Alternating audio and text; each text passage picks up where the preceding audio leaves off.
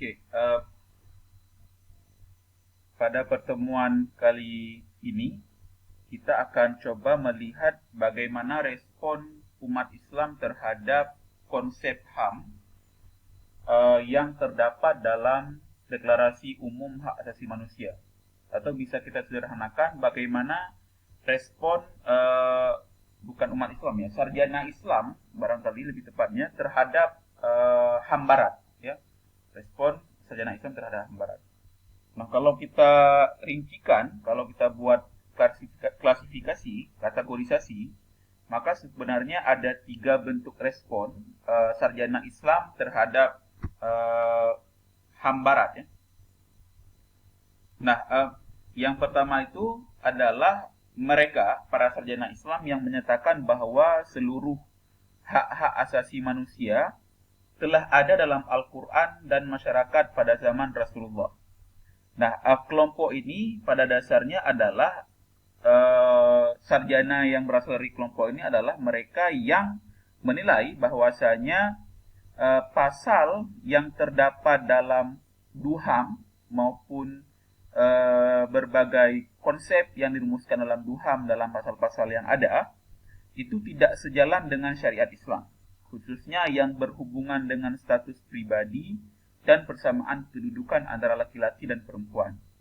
Nah, jadi kelompok ini, sarjana ini secara keras sebenarnya itu menolak HAM yang berasal dari Barat. Nah, salah seorang sarjana Islam yang paling keras menolak HAM Barat itu adalah namanya Abul Ala Al-Maududi. Beliau dikenal biasanya sebagai ahli politik Islam. Okay. Al-Maududi ini dia berasal dari Pakistan. Dia punya gerakan partai namanya, kalau saya nggak salah, Partai Jamaah Islamiyah. Yang kemudian juga berpengaruh ke Indonesia, misalnya Partai Masyumi itu mendapatkan semacam Partai Masyumi yang didirikan oleh Muhammad Nasir dan rekan-rekannya itu adalah mendapatkan semacam adalah salah satu partai Indonesia yang menjadikan patron partai jamaah partai yang didirikan oleh Abdul Ala Al-Maududi ini. Nah, Al-Maududi itu berprinsip bahwasanya HAM menegaskan bahwasanya konsep HAM Barat itu merupakan dari kebudayaan Barat yang berusaha dipaksakan untuk diterima oleh negara-negara Barat. Nah, jadi Maududi sangat keras dalam hal ini karena bagi Al-Maududi, asumsi orang-orang Barat yang merumuskan HAM itu, mereka mengatakan bahwa kebudayaan mereka itu lebih baik dari orang-orang lain di luar Barat. Mereka orang-orang Barat ini merasa mereka lebih unggul dari bangsa lain yang ada di dunia. Karena itu mereka seolah-olah berhak untuk mendesak ide-ide yang dianggap lebih maju ke bangsa-bangsa lain.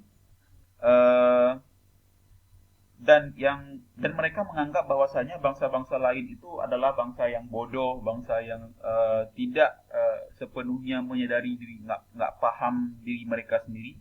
Karena itu kemudian Al-Maududi sangat keras menolak HAM Barat ini. Nah, itu yang pertama. Nah, ada kelompok yang kedua.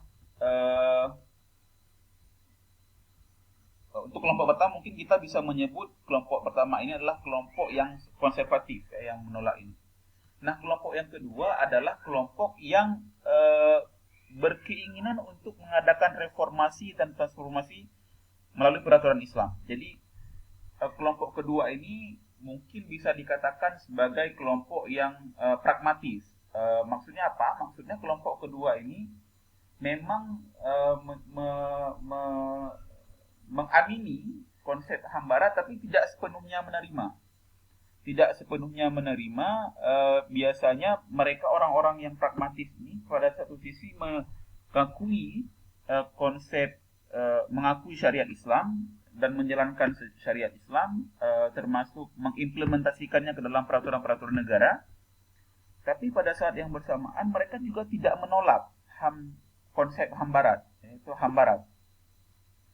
Nah, beberapa salah satu contoh negara yang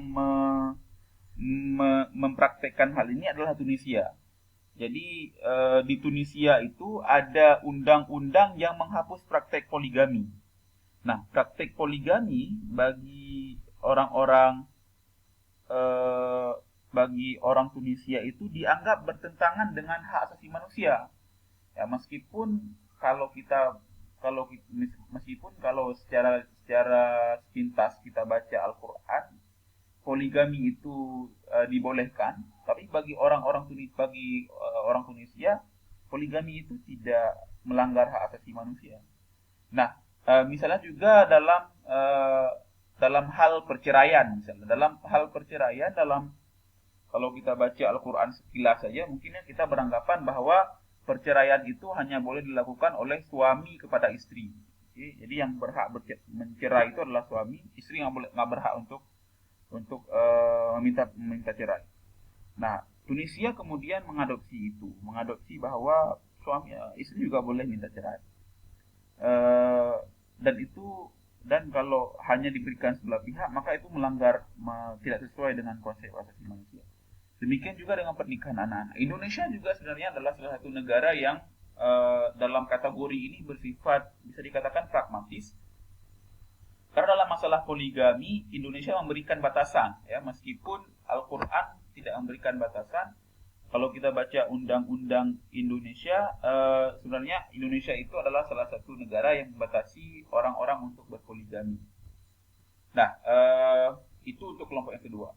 Nah, sedangkan kelompok yang ketiga, ada yang namanya kelompok yang tampil sebagai kelompok moderat, ya, kelompok moderat yang berupaya menampilkan sebuah solusi baru tentang hak-hak asasi manusia. Nah, kelompok yang ketiga ini menyadari bahwasanya konsep HAM Barat itu memang tidak bisa dielakkan, karena memang kita hidup di zaman yang modern, yang juga sebenarnya konsep HAM Barat itu juga tidak sepenuhnya bertentangan dengan ajaran Islam, tidak bertentangan dengan ajaran Islam. Dan ajaran Islam memang meyakini seperti apa yang ditulis oleh Deklarasi Umum Hak Asasi Manusia atau DUHA. Nah, oleh kelompok ini kemudian meyakini bahwa memang ada beberapa pasal dalam DUHAM itu yang tidak sesuai dengan ajaran Islam. Oleh karena itu, kemudian kelompok yang ketiga ini yang dianggap sebagai kelompok sarjana Islam yang moderat, kemudian berusaha membuat semacam rumusan hak asasi manusia sendiri. Jadi tahun 1981 kelompok kelompok Islam moderat, kelompok moderat ini berhasil merumuskan yang namanya Konferensi Islam di Mekah. Nah, konferensi ini jadi kelompok ini berhasil melaksanakan konferensi Islam di Mekah dan kemudian melahirkan satu dokumen Deklarasi Islam Universal. Nah, Deklarasi Islam Universal ini kemudian berisi 23 pasal yang menampung dua kekuatan besar, yaitu keimanan kepada Tuhan dan pembentukan tatanan Islam. Nah, mungkin ya ada kelebihan dari teks Deklarasi Universal ini, yaitu membuat acuan-acuan yang gamblang dan unik dari totalitas peraturan-peraturan yang berasal dari Al-Quran, Sunnah Rasulullah, dan hukum-hukum lainnya yang ditarik dari kedua sumber tersebut dengan metode-metode yang dianggap sah menurut hukum Islam. Nah, mungkin barangkali kelompok pragmatis kelompok moderat yang ketiga ini, yang maksud kelompok ketiga ini juga termasuk orang-orang atau kelompok yang merumuskan deklarasi Kairo. Deklarasi Kairo itu kan juga adalah bagian dari keinginan umat Islam, dari keinginan sejumlah masyarakat Islam untuk yang tidak setuju dengan DUHAM, yang merumuskan konsep HAM sendiri dalam Islam. Jadi selain ada Deklarasi Islam Universal, juga ada Deklarasi Kairo. Nah, itu dia kalau kita baca bagaimana respon sarjana Islam terhadap DUHAM. Nah, ini penting mengingat bahwasanya mempelajari ini mengingat bahwasanya memang ada orang-orang Islam itu yang tidak setuju terhadap duham, terhadap HAM yang dirumuskan oleh Barat. Nah, seperti saya jelaskan tadi, ada 3 kelompok orang yang tidak setuju dengan ada satu kelompok yang tidak setuju, yang kedua lainnya itu berusaha berkompromi dengan konsep HAM yang dirumuskan oleh Barat. Demikian untuk pertemuan hari ini.